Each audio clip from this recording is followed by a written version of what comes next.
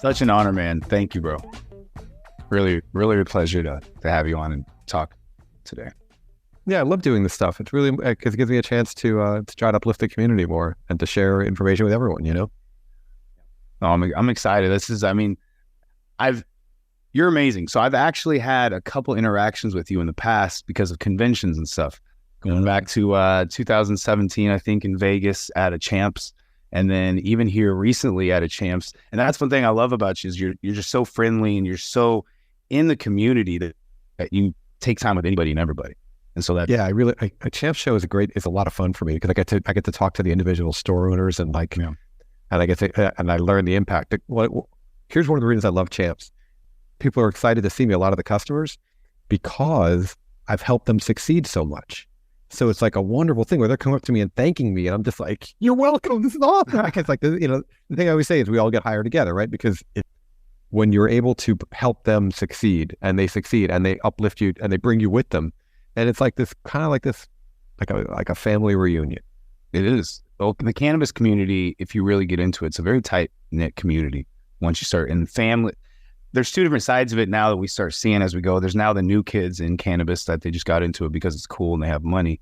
But the other side of it, if you go back to Champs when it first started years ago to what it is now, two completely different conventions. The people that were showing up, some of these legacy operators that we're going to talk about today were very active in that space, doing their thing at those and at other events and stuff across California and Colorado and Oregon, Washington, underground events. And that's the side of cannabis that I love. It's like the family side. It's the people that have been there all along that are working together to bring this amazing plant that does so much healing. So many people have experienced it. I have my personal experiences with it. Oh, wow, yeah. And it needs to be out there and people need to have access to it. And it's still, it's amazing that the legalization that we have now, but there's still a lot of things that are being done wrong. And it's education needs to be done. So that's what we want to talk about today. So first off, again, thank you so much for being here. You and Raw, what you guys have done and the amounts of giving that you guys do. We'll talk about that at the end.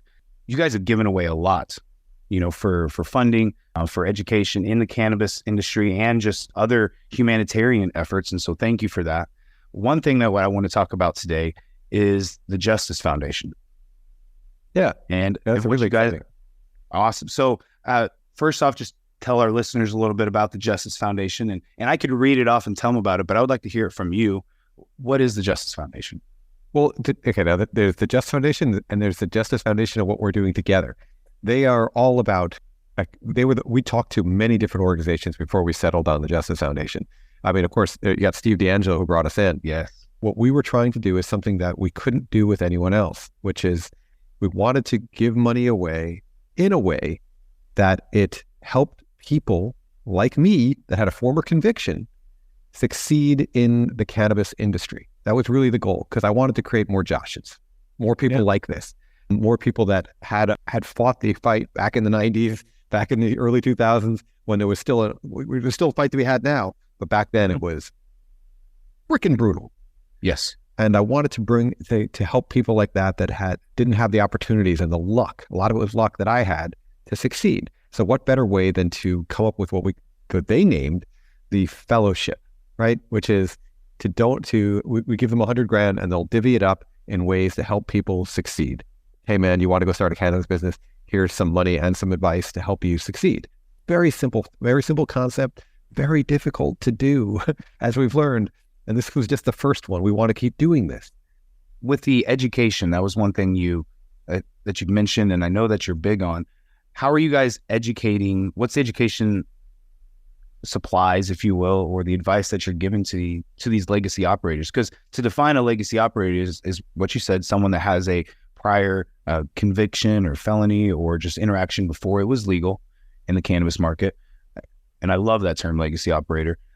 Those guys, a lot of them were running very successful businesses, even though it might have not been legal, and having great influence into their local communities even. Yeah. Nothing was based on violence. Nothing was based on threats. It was just supplying a product that was needed, and that product just so happened to be cannabis. And I support it. I think that we need those type of people in this industry. That's what's going to help push this to where it needs to go. But how do we get them in there, and how do we educate them, and how to move and operate in a legal market? it's really just a matter of, if someone really is a true legacy operator, they're already shown you that they're an entrepreneur. They've already shown you that they have the business acumen and everything that's needed to truly succeed. They just need some information, assistance in applying for the right licenses, some legal guidance, things along that nature. It's not that difficult, and they need encouragement. Now, they're not used to running a cash register and things like that. That's where the Justice Foundation is helping teach these people the right way, the way that is legal now.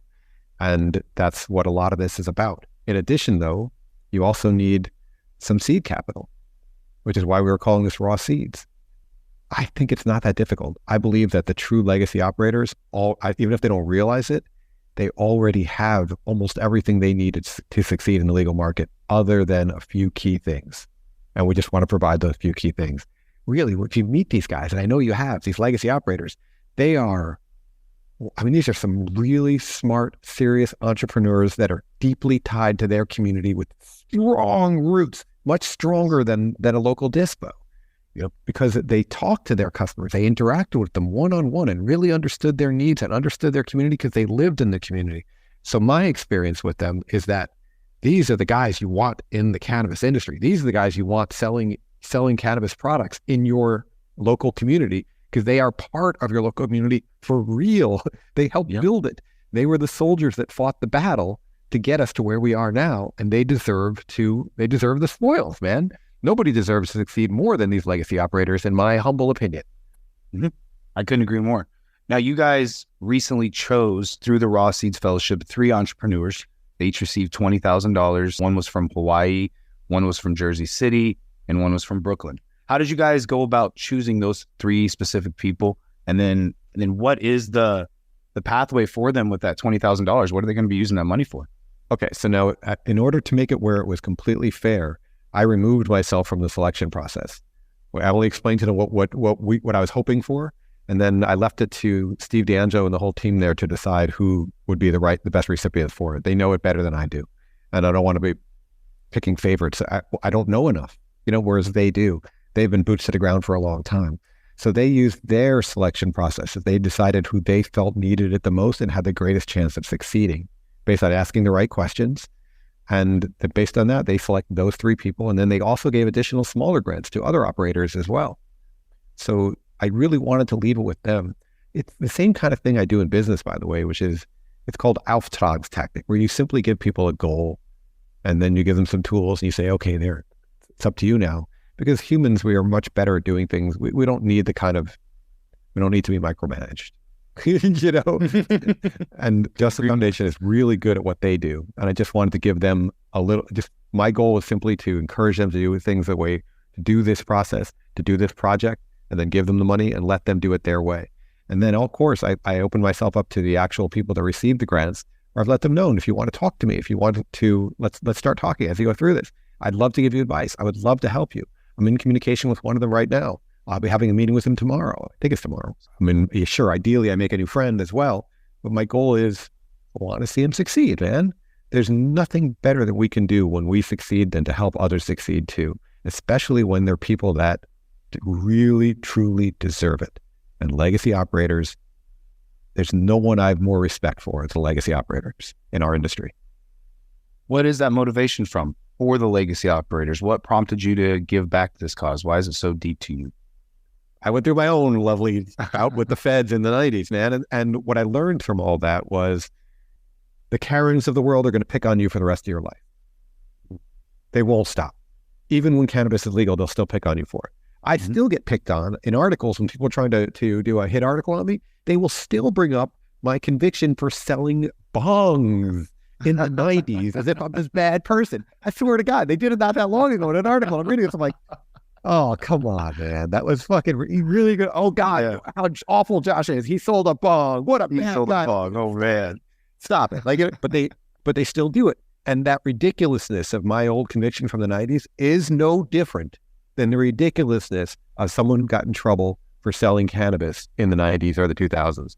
It's that whole thing of making a plant illegal, a harmless plant really, is the whole thing is preposterous. It's ridiculous. And I really, truly feel in here what the legacy operators have been through. Because in a way, I'm a legacy operator in a way too, you know? Yeah. And I'm an OG just like they are. and I understand what they've been through, and I know how much it hurts. And I was lucky enough to be able to come through it on the other side much better than when I went into it. And I want them to as well. And I know they can. I know they can. I know these people are, because in a way I'm one of them, you know? So if that helps it, if that explains it, I think it does. I want them to succeed just like I want myself to succeed. And I know they got it. No one's got it better than they do in terms of skills and ability. And they can kill it, man. Just watch. They definitely can. I mean, the legacy market or the illicit cannabis market right now is still massive. In the U.S., roughly 75% of the $100 billion cannabis market is illegal. And then in California, statistics shows that 2 out of every 3 purchases are made on that illicit market. So with that much presence, still with the amount of states that have legal cannabis on the books, whether that's medical or recreational, that's still, they're missing out on a lot. And that's, these legacy operators are the one that is still running this successful business venture. Yeah. I mean, with all that we're allowing them to get picked on again by cops one way or another. And I don't want that to happen. Yes, we are. So I want to bring them all into the legal space. I just want to bring them in the right way, because it really is not because I'm such a supporter of legal space. It's simply that I don't want my guys, my people getting picked on anymore. I want them all. And the only way that can happen is with bringing them into the legal space. And how has that not been recognized? You know, with all the potential revenue that, if you looked at it on a business model, that's the best way to understand the American government, is look at it as a giant business. Don't look at it as a form of government. It's just a giant business. And so with all that potential revenue being taken away, why hasn't the legal market and the control boards actually recognized what these legacy operators are able to do and joined with them to help curb these illicit sales? Why haven't they given back and be like, okay, you know what, maybe we should need to bring you guys in and that'll help us win this battle? Well, part of it is going to be lobbying by people that are already in the legal space, and some large corps that don't like any of us, you know. And those guys are going to want these legacy operators to get locked up, because if they get locked up, they're no longer a competitor. You know, there's one piece of that going on. Wow. But then you have, there's so many people that are anti-cannabis, and the easiest thing for them to pick on is legacy operators as well, you know. I think part of it also is our human nature.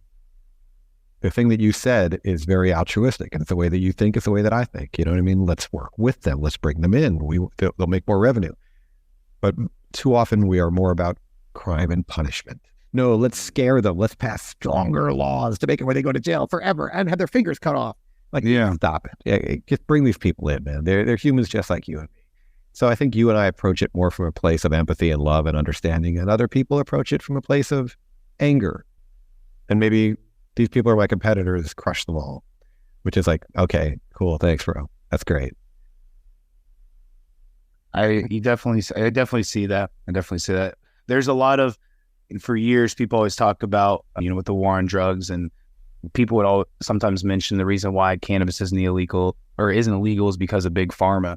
Well, now you do see a switch of several pharmaceutical companies getting into cannabis, and that over the last few years, since they've started filing patents and doing new research on new drugs. And, I like seeing it, but also at the same time, some of these are just completely synthetic, and I don't like synthetic stuff. Oh, no, not at all. I like the plant, man. I like the plant. That's all you need, bro. It's all right there. Just figure out how to use it. There's amazing cannabinoids in there. And I love science. I do like science. I have some friends that are great in a laboratory that can isolate certain cannabinoids. I remember the first time back in 2016, I had a friend that gave me a pure CBN cartridge, and I slept so good. Yeah, like a baby, man. That's awesome. Oh my God, it was amazing. And so I love that part of it. But that's not changing the plant. That's just taking out what was there, isolating one part of it, But it's interesting to see that since there has been a lot of pharmaceutical companies starting getting in, now we have seen a lot more progression. And I think that's a very true statement of what you said, is it's just snuffing out the competition. But there's certain states that are kind of doing a good thing. There's social equity is a word that's tossed around very loosely in this industry, because some states, they say, oh, we have social equity. And you look at it, I'm just going to say it, it's still a bunch of rich old white men that own it. Hard fact to say. But then there's some states that actually are doing the right thing. We hope. At least they say so on paper. So we have to look and wait, and time will tell. One of those states is New York. So New York, if you talk about their illicit market, the legacy market, operators are expected to capture over $7 billion of revenue between 2023 and 2030. but the New York adult use market has started progressing very quickly. I was out there last year. And I think it was in November, December last year. It was crazy to me to walk around. Like, I stayed at the Hard Rock Hotel there in Times Square, and every single night at 10 o'clock, this food truck pulled up in front of the Hard Rock, but it was a weed truck. And I was like, what is this, man? This is crazy. And so they're pushing it out there. I mean, I walked through Chinatown, and that was just something else with all the tables set out and everything. So you can see that they're struggling to curb the illicit market. There was like over 1,200 unlicensed dispensaries that had popped, or shops, bodegas that had popped up and everything. There was a talk then that I heard. I remember seeing an article that they're like, well, New York might be one of the first states to do a massive licensing and actually allow some of these people to stay in. And when I started reading into their social equity licensing model, I was actually quite impressed where, they're wanting 51, I think it's like 51% of the licensees, they want to be two people that would meet the social equity, whether that's legacy operators or different minority groups, women.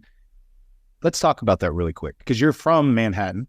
That's where you grew up. You're born there. So what do you know about the New York market, and are they doing things positively like they say they are on paper with the social equity? I haven't seen them doing enough at all. Oh, no. I wish they were. There's so much infighting that's been going on where, people are like, well, they don't just want people that had cannabis convictions. I was a veteran, therefore I should also have access. And while I completely respect their position, for me, I'm like, well, you're a veteran, but you're not a drug war veteran, which is different than there's different types of veterans. Listen, I can tell you my experience. I walk down, I live near Union Square, right? And so I walk down over to Union Square to go to the market. There'll be people usually set up there with tables. And they see me, and they're all excited to see me, and I'm all excited to see them. They don't get it. Because I'm like, dude, I'm so excited to see these entrepreneurs, to see the people that are actually willing to take the risk standing up there and all their different methods of selling their product. And I have such respect for them. Now, if it was more of an open license, where that person could spend a reasonable amount of money and have a reasonable compliance method, and they make that table that they set up there, instead of just being an outside table, now they can actually get a table in the market. They would do it in a freaking second, man, because you're going to get so many more customers. Your customers are going to feel more comfortable buying from you, and you have so much less risk. So an open market, one where it's easier to get a license, where it's easier to comply, where the things are reasonable, I believe that benefits us all. The only people that it doesn't benefit is mega cannabis, who would prefer that it's impossible to get a license. They have to spend $1 billion, because then they're the only ones who can do it. I've seen the same thing. My background, a lot of it is the tobacco industry. And I see the same thing in the tobacco industry. They made it more and more difficult to legally be a part of the tobacco industry, so that mega tobacco, mega giant big tobacco, would capture the bulk of the market. And they did. And I believe that they are trying to do, and what do I know? But I think they're trying to do the same thing with cannabis, where if it's extremely expensive to comply, then who can comply other than a really, really rich guy? And that's bullshit. Sorry. That's bullshit. No, you're good. No, you're good. Arizona is a prime example of that. I have friends in Arizona, friends with the heads of the normal group down there, and 127 dispensaries, I think, in the entire state of Arizona. But everything boils down to 8 individuals.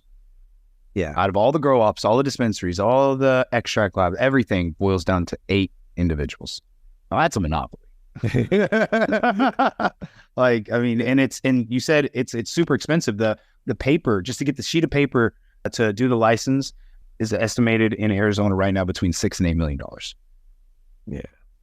And that's just the first step. How is one of these legacy operators supposed to take they've been ridiculed and crucified for most of their life, fighting an uphill battle, and now they're just supposed to be able to come out and by the way, when you pay now this legal market, you have to verify funds and stuff. I mean, I've experienced with that. We're working out here in Las Vegas with the new cannabis consumption lounges and stuff. It's a business now. You can't just come in with, so it's. Hey, I just want to remind anyone who's listening to this, It's just a freaking plant, man. It's just a plant. It's just a freaking plant. Come on. let's be honest for a moment. Yeah. Like, it's just a fucking plant. We can grow it ourselves if you let us and teach us in different ways. It's just a plant. Whatever regulations there are for tomatoes and potatoes, that should be the same thing for this plant. Yep. It's like, come on. Yep. Oh, but it's dangerous. Yeah. Okay. You keep telling me that. I can grow angel's trumpet, which is a deadly plant, but I can't grow one that's not deadly. I messed my back up really badly recently, and I'm on so much CBD that is crazy. I'm like, it's like, guys, it's a really helpful plant. Because can we just admit that for a moment before we talk about making people spend $8 million just to get a piece of paper that says they're allowed to sell a plant? It's ridiculous. No, it's ridiculous. Thank you for saying plant, man. It's a plant, man. I've been saying it forever, and thank you for saying it. It needs to be like you said, like a tomato, like a potato. I mean, the tobacco is actually harder to deal with. I've grown tobacco. I've grown it for years. You have to cure the tobacco in a way that's a pain in the ass. I got to heat sweat. I got to do these things to it. Cannabis is so much easier than tobacco. So much easier. And less poisonous and toxic and so much. But yet I can grow all the tobacco I want, but I can't grow fucking cannabis. Like, come on. Oh, you're allowed 2 plants. Like, oh, thanks, buddy. How many tobacco plants am I allowed? As many as you need for your person. Oh, thanks. Let's talk about that. So certain states, Ohio, on November 7th of this year, they finally went adult use. And so on December of this year, I think it's December 7th, they're actually can make the first or I don't know if it's purchases, because I don't know if any dispensaries will be open for recreational yet, but you can start possessing and stuff. They kind of followed in the pathway of California and New York. They're allowing 6 plants per person. Like, that's cool and all, but I mean, like you said, come on, man, just 6 plants. Like, someone as a medicinal user, like, I need to grow a lot more, and I have to keep it in rotation so that way I can keep my supply up, because, I might need for edibles, I might for topicals, I might need for, smoking. So it's just quit the regulation on it. Let's talk about... And then what defines a plant? And you get that whole fight that's been going on for a seedling. Yes. What's it? Well, see, it's, come on, man. Come on. Hey, stop. We're still trying to regulate a plant.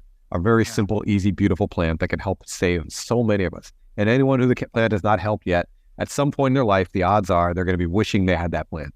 We all get hurt. We all get old unless something happens. And as that occurs, this plant can really help you one way or the other. Yep. And you're going to wish you hadn't said. I've met so many people. I've met federal judges who wish they could undo sentencing laws, is what they said to me. I wish they could undo the sentences of what I've done to other people. I've heard things like this in my life. And it's like, well, then you can have a voice. You can have a voice. You can have a voice. You can go out and speak on it. I wish some of these people would. If a prior federal judge came out, and if they do say these things. They say they do. They go, yeah, they do. Because one of them fell down an escalator, and they get really, really hurt. And he had to retire from judging, and then he ended up. What do you think helped him? So it's there are all these stories, and maybe not all of them are true. So don't hold me on any of them. But there are all these stories, and all I do is hear them and hear them and hear them, and meet these people, and they tell me their stories, and I'm just like, wow. I could share with you a quick Jack Harris story. How about that? Yeah, I'd love it. This is something that Jack said to me, and it's all from memory, so it's the telephone game.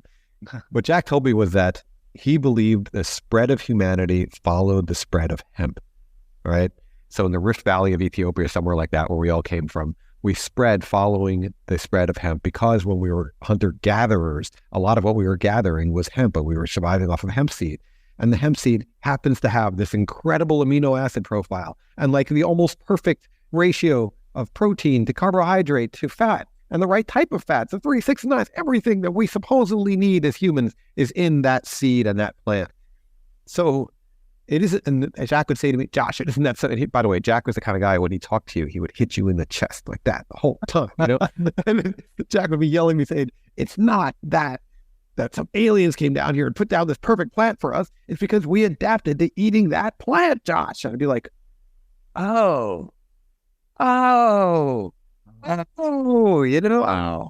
So that's when and isn't that my personal belief as well now in all this? And I realized that, hey, this is perfect for us. We need this. It's a great food source. It's so great for medicine, all these things. And it isn't because this is something that aliens brought down to help us. It's because we adapted to it. We have been connected to that plant since we've been us. And so it's just part of us, man. And just accept that and believe it or not. And you understand why it's so important that this plant be allowed to grow as freely and openly as possible. Agreed. We could. I miss Jack, dude. That guy was freaking awesome. He was awesome. Oh man, I wish I could have met Jack Herrera. I wish I could have met some of the people like that. I love listening to the stories. I love listening to some of the podcasts or some of the interviews of those guys and the passion that they said. Oh man, the strength. Oh, steadfast belief and courage. That's how I would define that guy. Yeah. Another person I would have loved to meet was Rick Simpson. I had a crazy, when I was a kid, and I never realized until I got older, when I was like 9, 10 years old, my step grandpa, he was married to my grandma. They lived in Colorado. He had skin cancer. I remember as a little kid living in Colorado, he would get like these ulcers or things on his skin, and he would put this dark, sticky, black-colored oil on it that smelled kind of weird. And if you got it on your clothes, it stains your clothes, so don't mess with Grandpa's medicine, and it would help it go away. And I remember that he didn't go to the doctor for this. He had to go to this special guy, and the special guy went away for a while, and Grandpa got really sick, and then he was able to find a new guy. And then as I got older, I was like, wow, that was cannabis oil that was curing him. Yeah. And so I love that. I want to ask something right here. So we're talking about the legacy operators. We're talking about social equity. Do you think that any of this is being funded correctly? With all the different programs that are out there and stuff, if we actually really look at it, do you think anything is actually being funded correctly? People are actually being educated correctly to allow them to have a difference in this market? Well, anything that's too freaking cool. I can say that in my experience is a lot of it is not. If you put Josh in charge of the market, which you don't want to do, I love small entrepreneurs, right? So I would love to see a market where it was like each human individual through corporations or any kind of bullshit method can only have 1, maybe 2 stores, period. And that way it breaks this whole thing of 8 individuals controlling an entire state. Mm-hmm. I love individual entrepreneurs. I believe in it so strongly. And that, it's no different than a legacy operator. It's the same thing. Because now you have 1, maybe 2 dispensaries in a community where you live, and you know your customers inside and out. You understand every little thing. That guy comes in here, you know his needs, man. You've been selling to the same guy forever. You're really part of it, and you're helping him in a way that a giant mega Walmart can't do. Yes.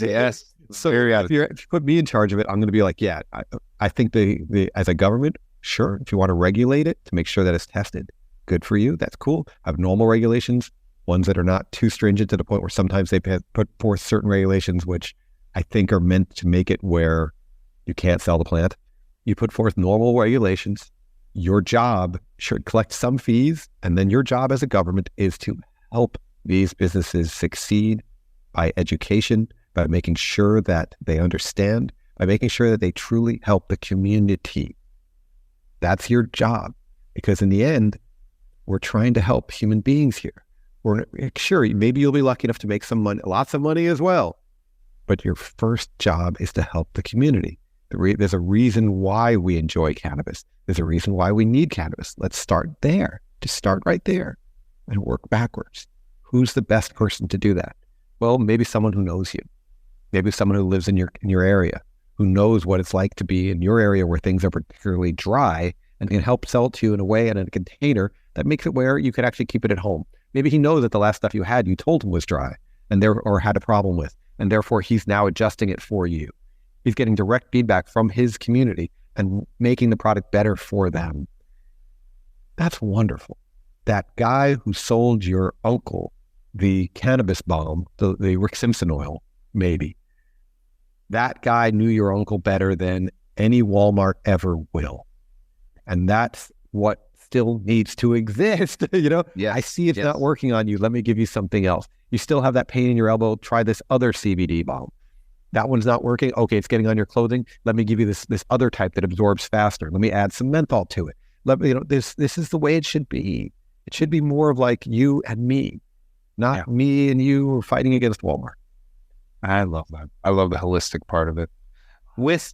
There is some education. New York launched a cannabis compliance and training mentorship program earlier in the year where they're supposed to learn some of this stuff, but I feel like maybe they just missed the mark. And some of the people that completed the 10-week program, they had mixed feelings on it when they came out. And so I think they really just look at it too much on that business side in those operations, and they're leaving out that personal touch. Is that anything that we can bring in without these legacy operators? Because I don't see any way that we can bring in that personal touch if you're just looking at big business coming in. Well, the big business will tell you that they'll do it, that they'll hire bud tenders that'll connect with the community, but it's just not the same as a business that you own and you're there, where you put where I used to sleep in my store. The first store I ever had in '93, I slept in there. So when that tells you how deeply tied to the community you are, you're literally living in the store. So you're not going to get that from you're not going to get the bud tender living in the store. And just go back to our human nature. If it's your shop and your customer that comes in that door, and you really truly believe in your heart, you've been doing this for so long, you already probably know everything about that customer from before he even talks to you, or you probably have a guess at least. And when they talk to you, it just solidifies or maybe changes your mind a little bit. What are you looking for today? Are you is this for day? Is this for night? What are you feeling? What are you trying to do? Talk to me for a second and I'll help you out, man. That's the way it should be. I don't think that a New York State government run organization can teach that so well. Who could teach it is legacy operators. Maybe if they were trying to teach this to some of the, to some stores. But since they already know it, I'd rather just have them have their own stores already. Now, justice and places like that do help out with educating some of these people and teaching them and helping them. There are some organizations out there, but they need to be independent like that.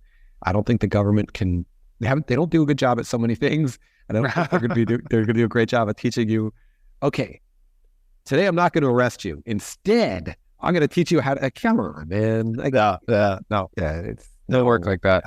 No, instead they're going to teach you how to comply, because that's what governments do. Is how do you comply with our cannabis laws? I'm going to teach you how to comply. I'm going to teach you to make sure that you don't accidentally underpay us our fair share. I'm going to teach you that, this, that, whatever. But it's not going to be like, hey, I'm going to teach you how to connect with your customers and they come in and make sure they have a better experience. That's what we're going to do today. Like, I don't think they're capable of that. I wish they were, man. That would be great. We'd live in a different planet, but we'd probably also have Santa Claus. And that would be. Well, how about they just give us our cannabis and let it be free? Yeah. Let it grow freely and let us trade it at farmers markets and let those guys who grow heirloom tomatoes grow heirloom cannabis. Because, by the way, that's a whole other conversation. Is now those people are quitting cannabis, and the rumors on the street are that these people are quitting it because the cannabis is not the cannabis that it once was. We're not talking about 70s cannabis, we're not talking about that.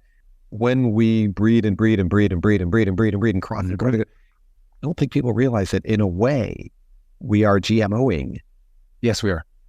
And by doing that, you're kind of effing with nature, man. Mm-hmm. Can I get some old school Kim Dog? Yeah, exactly. Get some old school Durban Poison. Oh, gee, man. Come on. Give me something. Let's go further back at Bubba Kush. Yes, yeah. Let me get some lavender. Let me get some original bubble. Yes, please. As we go deeper and deeper into this, like at first it's okay. But we're people are having supposedly stronger reactions. Oh, my dog. Sorry. It's a joy of having a chihuahua. Sorry about that. No, she gets very excited. This also comes down to legacy, because the legacy guys also know when you're dealing one-on-one with people, you get more of an idea for what they reacted to better, had a better experience with, and you can better serve them. Mm-hmm. Yep. The guest I had on and a personal friend, Brandon Barbario, he's out in Arizona, but he legacy operator, and he had dealings with the guys that created. You talked about Bubba Kush. He was with them when they created the pre-98 and then the Bubba Kush. And we were talking, I had him on the show. I had the pleasure to sit down and do a face-to-face interview with him, which I wish I could have done with you, to share a raw paper with the founder of Raw. That would have been amazing. Some of those heirloom strains that they're sitting on, they have they have their seed vaults. They have some of these old school strains, and that, they don't want to give them away because of what you just said, of all just the crossbreeding, and it just ruins the strain. And so I'd love for some of that to come out. I love what you guys are doing. Thank you for being you, and thank you for the humanitarian side and just the human empathy that you have as a person.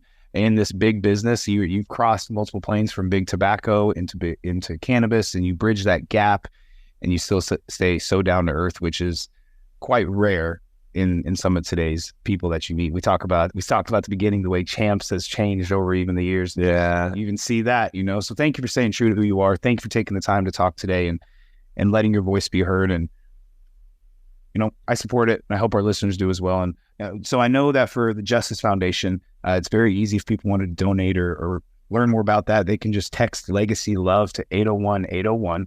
Is there anything for the humanitarian sides on Raw that people can do? Well, no, we don't want their help. We just want to help. That's beautiful then. Okay. Yeah. If they want to read about it, they can we have rawgiving.com if you want to read about it. But we're just trying to encourage people to give back in their own way. Well, Josh, I appreciate you coming on today and spending time and telling us about your passion for the legacy operators. And I hope our listeners can just share that same passion and realize that, we don't need big business. We don't need big pharma. We don't even need the government control on it. We just need to let the people that have been doing it for years continue to give back to their community and not get persecuted for it. So I thank you so much for your vision and just your time today. Have a great one. Well, hey, thank you for taking the time today, and thank you for sharing your passion. I really appreciate it. Hopefully one day we can meet again face to face, and then now we'll have a little bit more of a personal connection, and I can finally share that raw paper with you.